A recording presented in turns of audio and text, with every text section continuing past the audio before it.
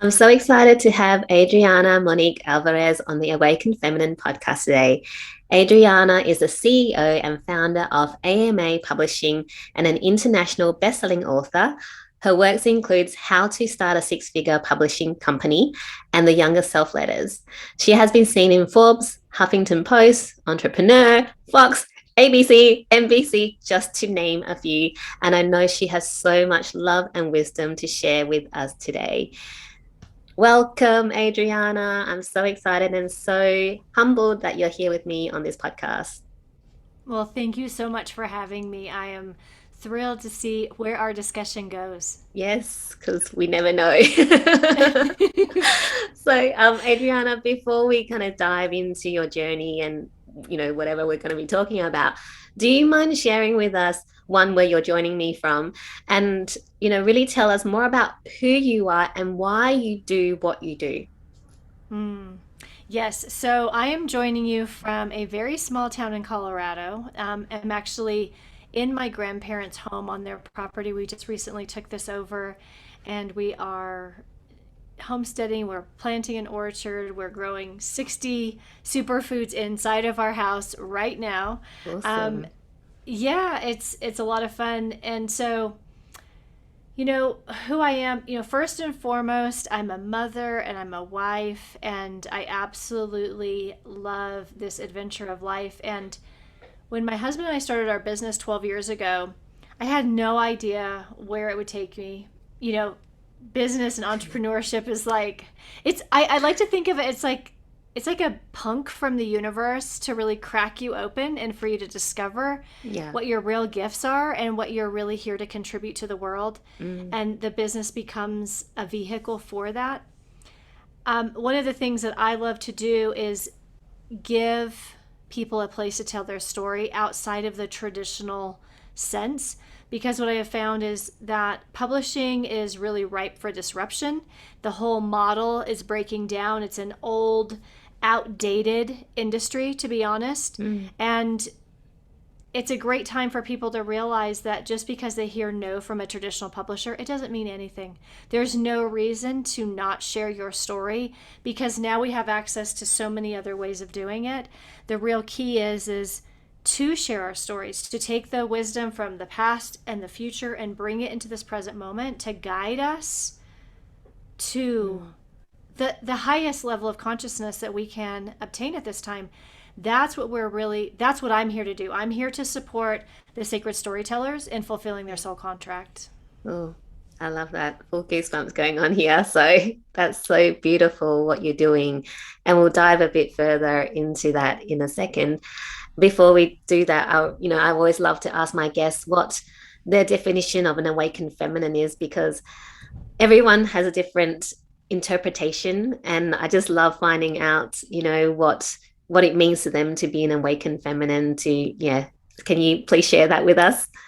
Mm. Oh, such a good question. And it's the journey I've been on all year. I really, it was December 28th, and I heard everything you've done and the way you've done it, it will not work anymore. And we're really calling you into a deeper connection to yourself Mm, and to leading with the feminine way, like really, really releasing the balance. Honestly, mm, I had really prided myself on having the balance of the masculine and the feminine, and what I realized is I was being asked to fully trust the feminine, not like, oh, that's good in certain situations. mm. However, you must make sure that you balance that with action and strategy and da da da, right? Yeah. And assertiveness. And the journey I've been on to awaken the feminine has been to lead with my light practice, to lead with the quiet time, with the nature, with the connection to the food I eat, to the family that I have, and then allowing everything else to come out of that and not making it happen, not forcing anything, but Mm. allowing the path to show itself. Oh, I love The awakened that. feminine can trust at a very deep level because I have learned this is where the mysterious and the magical reside. And it does not make sense. If you want it to make sense on paper, it will not. So it requires deep trust and going on that journey and not needing to know how it will work out or what it will look like, letting go of the control and the predictions and all of that, and knowing the thing that I keep coming back to, I keep hearing all year, is the most magical events and experiences in your life you did not plan. You could not have planned. Mm-hmm. That's what it is. Oh, I love that. That's such a strong message because our society has been very masculine driven, even for me. I've Mm-hmm. been very, in the masculine, very action, logical, all those kind of things. And then when I went on my journey, it was like, again, bringing that feminine out. And maybe I want to talk to you about the masculine and feminine a bit. This just kind of popped into my head because I find I had a conversation recently with a friend, and her thing was, oh, you need to have the masculine trust the feminine within you because a lot of times, the masculine energy is like, we need to do, otherwise nothing's going to happen, da, da, da, da, da, right? And the feminine's like, no, you can just flow and just follow the intuition. And the masculine's like, no, I don't think so, Right. and then the feminine's like, well, so how do we get to that point? Like, how do you get to that point where your feminine and your masculine trust each other enough to then for the masculine side of you to go, okay, we're just going to let the feminine, take control right now and do her thing, and then we'll then follow whatever and take the action when she says we need to. Yes. I think that a lot of this comes down to our relationship with abundance, our relationship to lack, our relationship to money, our relationship to provision. What do we really believe about that? Most people, myself included, we tend to think that we provide for ourselves. We tend to think that it is completely up to us. And this is so prevalent in our world and society because we have, number one, a serious disconnection from nature. Mm. When we are not regularly in nature, we don't have that, oh my goodness. No, nature has a rhythm that works and is continuously abundant. And then we begin to be able to reflect and have her be a reflection back to us, right? So that's Mm. the first thing. And so I think that you can only trust the feminine if you believe you are completely taken care of. You have to feel completely safe. It Mm. cannot be, oh no, it's on my shoulders, it's up to me. If I don't do it, it won't happen. One of the examples I like to give, and I recently told this story to my clients, we went to my aunt and uncle's farm, and her family homesteaded 2,200 acres about 110 years ago. And we're on their property, and we decide, hey, it was time to pick walnuts. So we're just under one tree, Mm. and there are so many walnuts. We picked up these walnuts probably for an hour, maybe walked away with 25 pounds, and we didn't even complete the task, not even close. Yeah. And under this tree, I felt how abundant this world is. How this was just one example of it. And when we are in tune and we are actually living harmoniously Mm. with an abundant earth and an abundant universe, then we can trust. Because that's the biggest fear. When people tell me I can't trust the feminine, it's because they think they're going to have nothing. They're not going to make any money in their business that month. Everything's going to dry up. Mm. But it's actually not what happens. It's just that we have so much proof of the masculine getting it done, and we have that so reinforced in our cultures that we just tend to think, well, the masculine's the one that provides, and the feminine never leads to that. Yeah. It just kind of, floats around, and we're not sure where she lands. Yeah. We have to know that we are truly provided for. Mm. I love that. Thank you so much for that insight. When you were talking, I had this image of, Mother Nature, you saying that Mother Nature is abundant, and this picture of, when even after the fire and, like the land is burnt, things grow again and it becomes abundant. It's just like there's constantly abundance, life, fertility, going on. Constant. So yeah, It's that's a the image cycle. that I had. Mm, yeah, It's a never-ending cycle. yeah. The ebbs and flows of life, which I Yes. think we don't get taught that in school. We just like push, push, push, push, push, and we don't understand that there is that pullback, just like in nature. Mm, That's right. And what this results in is people thinking that they're actually supposed to behave like machines and robots. It's a very unnatural way of living and being mm, because we're not designed for that. We are designed just to be like nature, where we have times when we're active and we have times that we sleep. We have all of these cycles, and when we don't honor them, we get very out of balance. And we can mm, see that in so many aspects in our cultures. yeah. I want to ask you this, just questions just popped into my head. Have you had the times when you were the machine, um, and you kept pushing and pushing? And if you had that time, what happened and what lessons did you learn from that? It's so interesting that you should ask this because I was just having this conversation with my husband a couple hours ago. And people often ask me, how have you been in business 12 years? Or, because a lot of women in their 40s, they really crash and burn, Mm, truly, because it's yeah. like they pay the price for what they did in their 20s and 30s. And people have asked me, how have you not burned out? And it's because I have to credit it to two things. I was raised by a mother who is very much in tune with a healthy body and what it looks like to be Mm, connected to yourself. So that when your body says we're tired, we're hungry, we're this, we're that, you listen. mm, The second thing is when I graduated from high school, I didn't go to college. I moved overseas and I was living in cultures that live very slow paced lives, mm, unlike the American way. And so when I came back to the US at almost 28 years old, I had really adapted to that slower pace of life and had an understanding of what really mattered, and I never let that go. I was never willing to work 60 hours for whatever. I was never willing to sacrifice my health or my marriage or anything mm, that meant something to me. And I think the other thing is, too, I see this a lot with overachievers. mm, They say, we'll celebrate and we'll rest and we'll do all that stuff when I achieve that thing. yeah.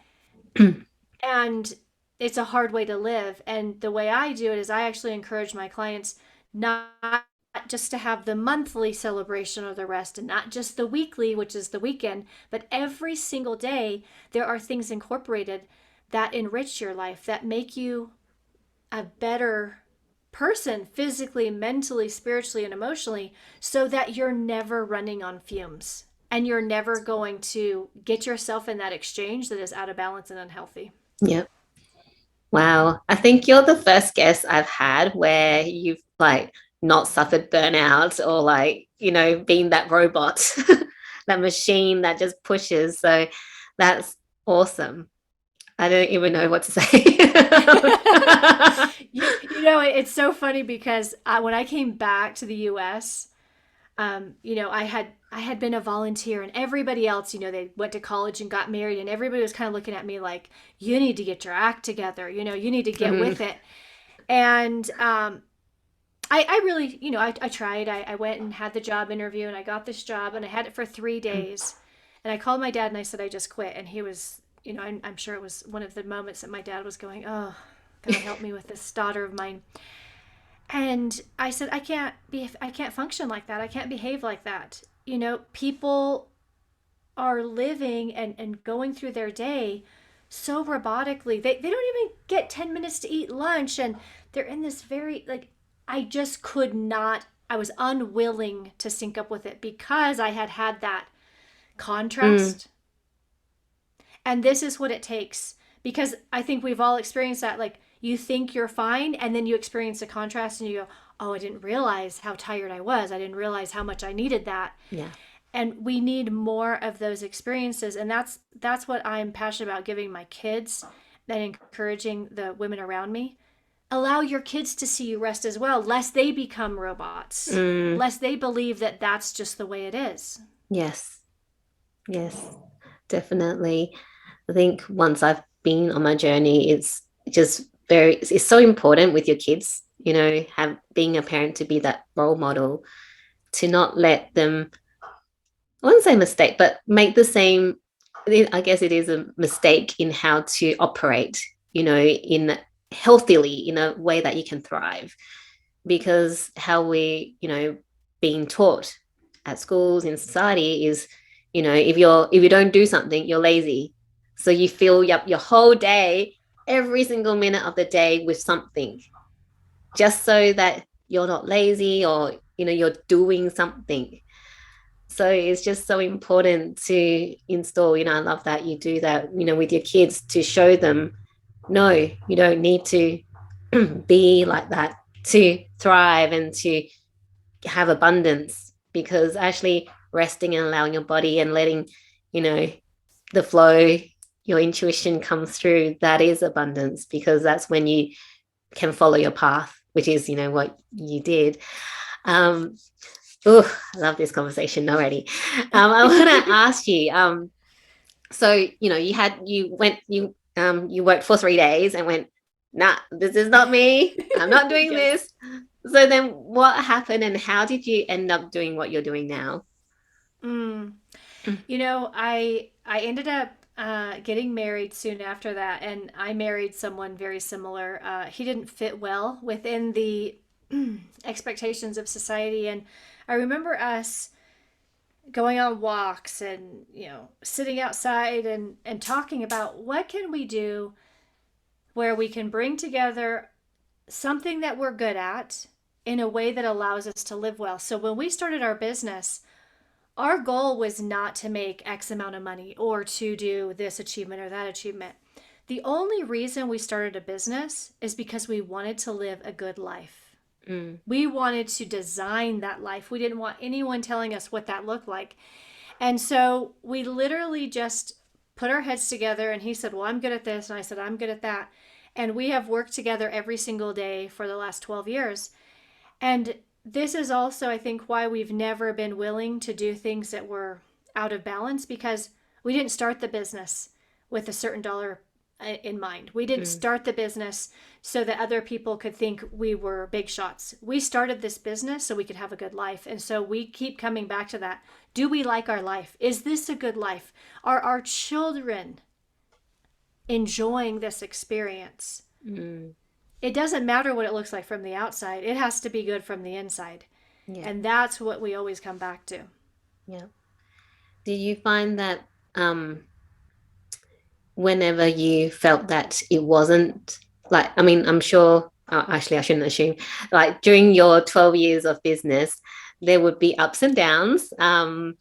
So did you feel that whenever things weren't aligning, or bringing it back to that, does this feel good inside, that the abundance of flow, was blocked? Mm. You know what I found is that the real question that I have needed to ask, and that has worked really well, is if I find I'm less happy Mm, doing any particular thing, you know what? This program or this structure, just it's not as enjoyable as it used to be. And the minute I become aware of it, if I'm willing to go, well, how can we make it better? Just for example, when it was just the two of us, our structure felt amazing. And then I had two babies in 12 months. The structure was out the window, yeah. right? It didn't work at all. Yeah. And so, the key, I think, with entrepreneurship, I mean, one of the best benefits of it is that you get to make adjustments as quickly as you can, as quickly as it's just dependent on your own Mm, resistance. And so, that's been my thing, because the only time when the money has dipped, the money is in direct proportion to my joy and happiness. mm, If I'm having fun, we're golden. Even when my husband goes, I don't even know what you're selling. I don't know who's going to say yes to that. He goes, if you're happy, they'll buy it. If you're not happy, yeah. right? And it makes sense, because people aren't buying the thing we sell. They're buying access to our energy. No one wants to stand closer to someone who's miserable, Yeah. right? So that's what it is me, and this is why having space and quiet time and not having our day jam packed, because otherwise we never go, you know what? I'm not really looking forward to this as much as I used to. Why? Like I've done this year. I asked myself why. I was so sick of being on Zoom. So I began to adjust the way I ran my programs. I didn't want to need to be at a certain place at a certain time, camera ready. So then I made adjustments. I just told people when I receive the next message, I'll put it in the library. You can watch it whenever you Mm. can, whenever you want. Time zones no longer mattered. I didn't have to be pinned down. And guess what? Joy went back up. Yep. Boom, boom, boom. Right? It's simple, but we just have to give ourselves permission to do it. Mm. And I think with entrepreneurs, we're so, a lot of times we're just so stuck in the way we operate, that we don't, we don't want to give it up because it's worked all this time. So you're like, but it's worked all this time and this program works. But if I give it up, what's going to happen? Then we just refuse to believe that we can change things and things will still work. So I love that teaching that you just provided us, because I mean I needed to hear that as well, because yeah, because I'm kind of going through a bit of a transition with my program and all my things as well. So yeah, so it's just very interesting how everything that you're saying right now is everything I either need to hear or I've been doing. So it's just beautiful. It's, yeah, perfect timing. I want to ask you, because obviously you're in the business of publishing. So you were talking about, storytelling and how it's important to really tell your story. When did you realize that that was kind of because what you're saying, that people buy your energy, and that's so true, because to be honest, people don't really give a shit about what you're selling. If they struck a chord and they connect with you, that's when they buy, right? So when did you find that it was about storytelling, um, bringing that and really getting people to understand you first before really pushing, you're not really pushing, but introducing the business side of you? Mm. Yes, when I really began to sense the power of storytelling is when I had the two babies and changed the model. And that's when I transitioned from being a local business to an online business. Mm, And so instead of attending BNI every Tuesday at 7 a.m., with two babies in my arms, yeah. I was going on social media and I was doing posts and I was doing lives. And this is when the live feature had just become available. And so I thought, you know what? I'm going to experiment with this. I'm going to practice. And so I made a commitment to go live every day for 90 days. Mm, And I didn't even know how I was going to restructure my offerings. I didn't know anything outside of one on one, face to face work. But I just said, I'm going to go on every day. I'm going to teach something. I'm going to share something. I'm going to share a story. And let's just see what happens. And it was incredible because what I learned, number one, is people were most drawn to my personal stories rather than business mm, stories. So I was a mother with two babies a year apart. We were traveling full time, transitioning the business. And I'm not even kidding you. The majority of my clients were mothers who had two babies very close together, who were traveling or wanted to travel or had traveled. I yeah. mean, we had all of those things in common, right? And then it was just like, well, what else could we do together? I know I could learn something.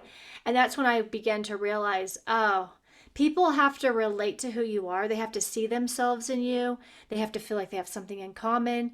That's more important than anything. You can list off all the benefits and all the bonuses and all the things forever, Mm, but there's just no heart in that, you yeah. know? And so that's then I just expanded it out. I started telling stories in other people's Facebook groups. I started just boom. And Mm, before I knew it, here you are. there we go. Exactly. That's awesome. So with I mean I want to find out a bit more about, with your publishing work. So, storytelling obviously is a big part, but what what are the different ways that entrepreneurs, or even, it doesn't have to be entrepreneurs, like people, there's everyone has a story to share, and it can help someone, even if it's one person, it's great.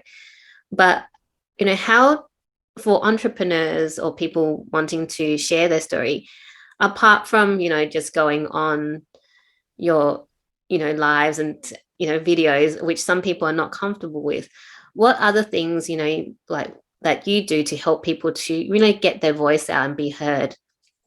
Mm, good question. So, one of the things that we have to come face to face with is ourselves.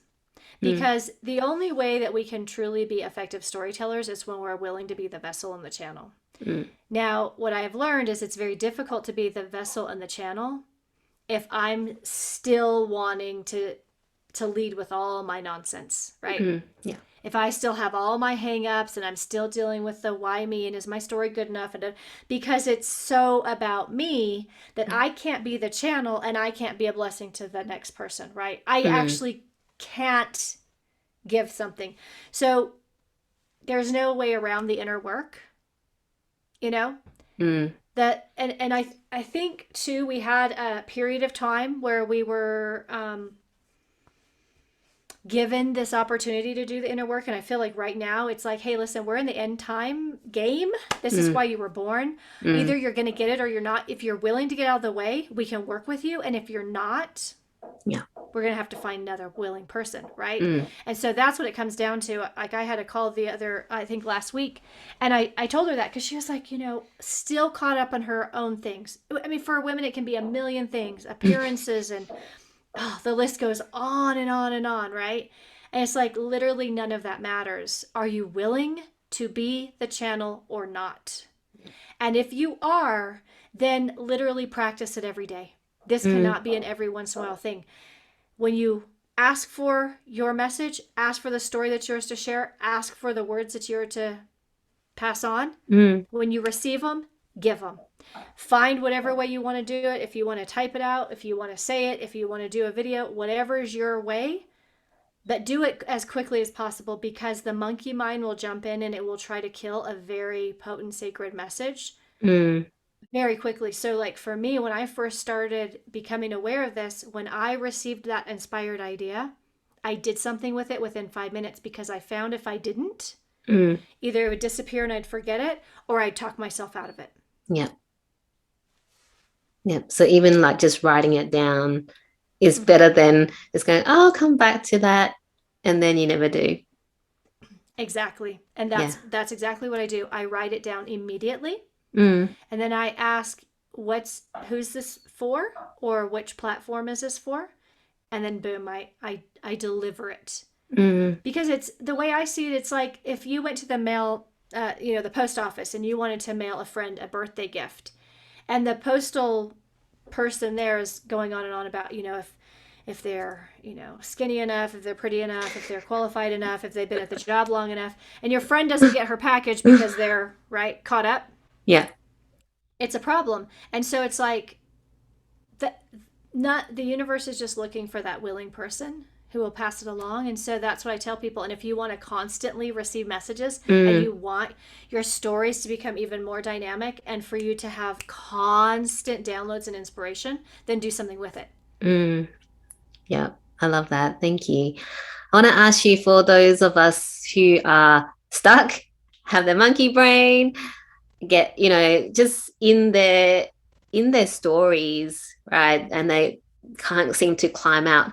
What are some useful tips for them to start getting out of that hole that they've kind of jumped into? Mm. So I think the first thing is to acknowledge that the day to day decisions, the day to day habits have led to this, Mm, right? I don't think that we get to a stuck place because we're feeling good, we're moving our body, we're putting the best things in our mouths, we're taking time for ourselves, we're enjoying our relationships. We get there because we have been making less than, the best decisions over a certain period of time. yeah. And here we are, right? So we have to take responsibility of, hey, you know what? I landed here because of my choices. That's the bad news. The good Mm, news is I could arrive somewhere else because of my choices, mm, right? So it really comes down to this willingness, yeah. right? And really, this is the thing I bring myself to when I'm in a funk. I literally say, how many years do you want to dedicate How much time are you willing to waste on this? Mm. Like really missing the point, Yeah.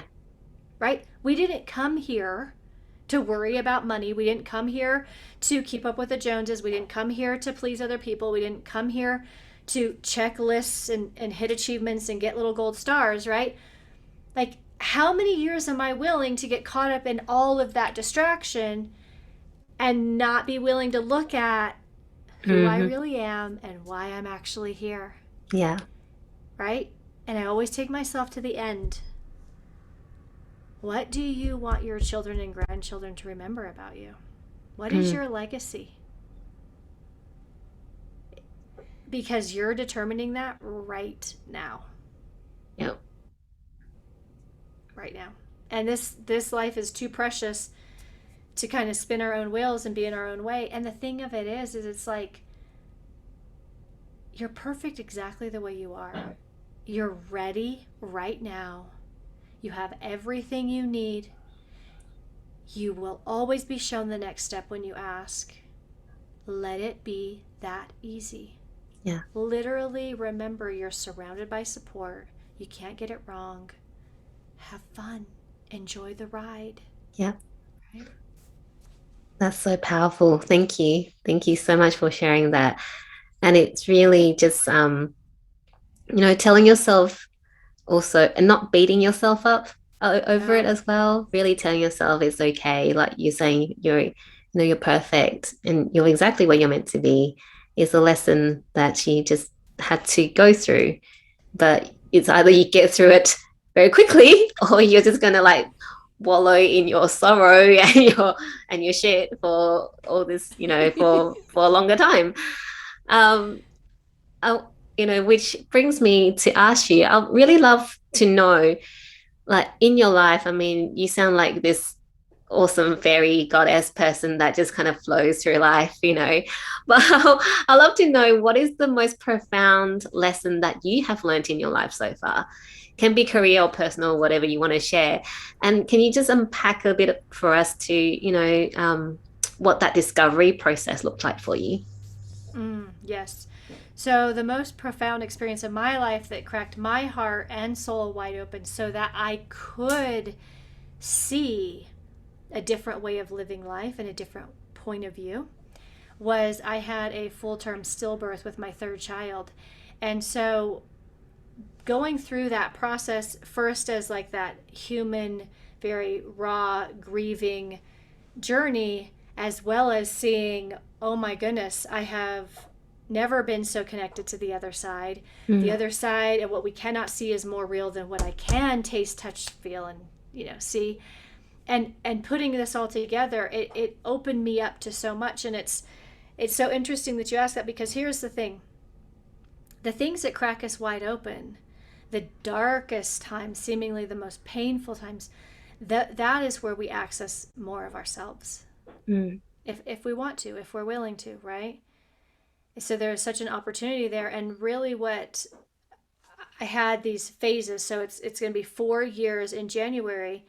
And what I've realized is grief is, I mean, it's the most fierce opponent I've ever went up against. Mhm. Grief will blindside you. It will smack you when you're down. It will show up when you least expect it.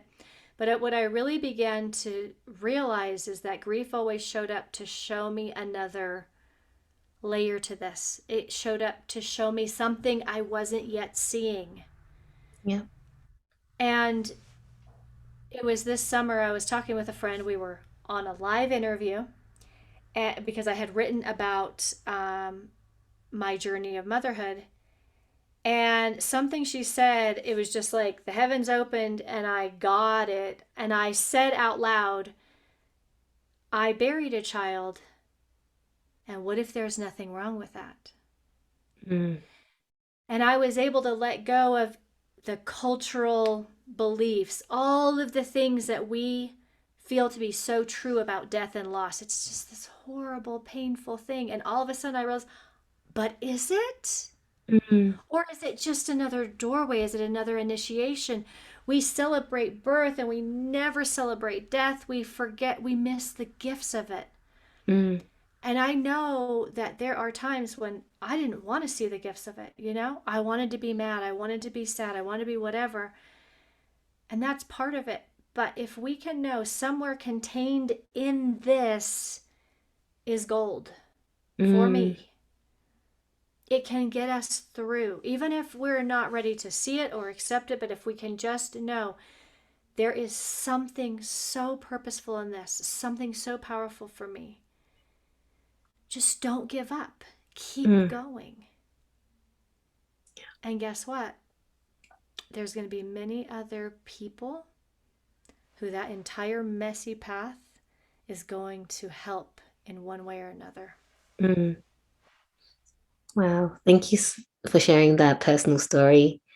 Um, yeah, and such a beautiful way to see things that, we have this attachment to that are bad, but being able to flip that and see the opportunities and the growth that you can experience with getting through the situation.